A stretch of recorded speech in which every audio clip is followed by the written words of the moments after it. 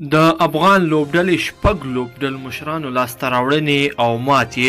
ګرانو لیدونکو السلام علیکم، وخت مو په خیر، ستړي مشئ. هیله ده چې ویډیو را سره تر پایه پورې وګورئ. که مو ویډیو خوښه شوه لایک یې هم کړئ او نورو دوستانو سره یې هم شیر کړئ. سمیع الله درانی داسې لیکي: د افغان لوبډلې شپږ لوبډلو مشرانو لاسته راوړنې او ماتې.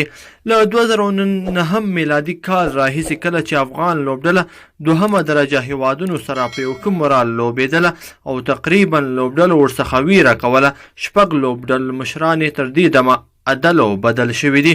دغو لوبډلو مشرانو کې نوروز منګل، کریم خان صادق، محمد نبي اساخیل، اصغر افغان، ګلبدین نایب او راشد خان ارمان د یادولو وړ دي.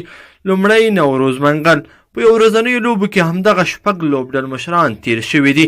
د افغان لوبډلې لومړی لوبډل مشر له 2009 میلادي کال څخه تر 2012 میلادي کال پورې نوروز منګل و.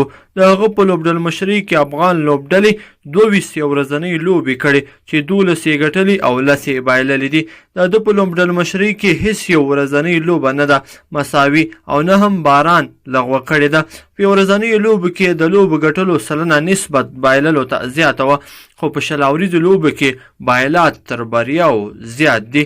د ده په لوبډل مشرۍ کې افغان لوبډلې 13 شل اوریزې لوبې کړې چې شپږ یې ګټلې او 7 یې بایللې دي.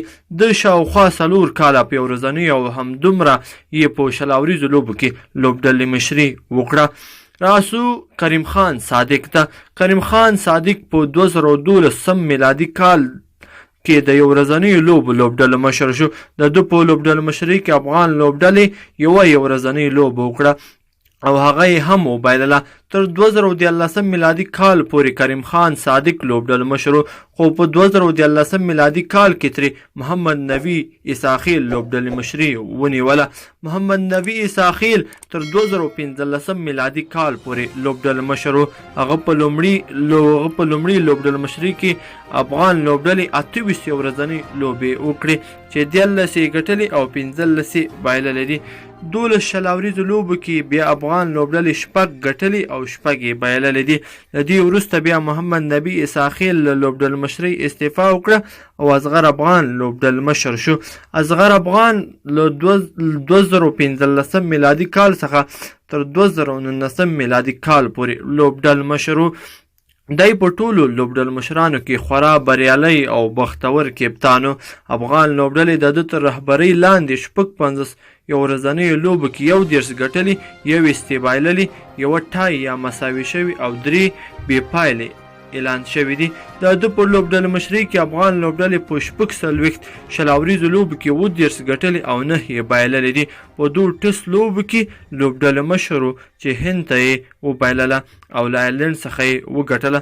د ده په لوبډل مشرۍ کې افغان لوبډلې په زیمبابوې کې د 2019 میلادي کال د غوراوي جام سیالیو اتلولي هم وګټله.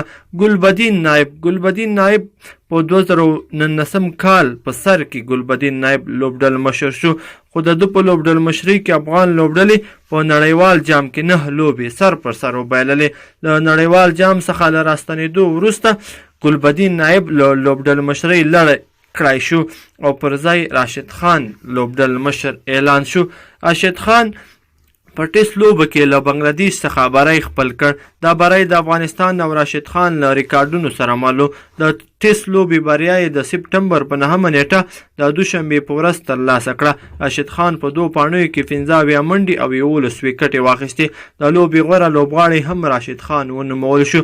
د ټیسټ لوبې وروسته د سپټمبر په 14 نیټه د شنبې په ورځ د زیمبابوې خلاف په 3 اړخیزه سیریز کې لومړی شل اوریزه لوبه وګټله او دا یې په لوبډل مشرۍ کې د فیل شل اوریزه لوبه هم وه. ګرانو لیدونکو که ویډیو مو خوښه شوې وي لایک کړئ او نورو دوستانو سره هم شیر کړئ. مننه.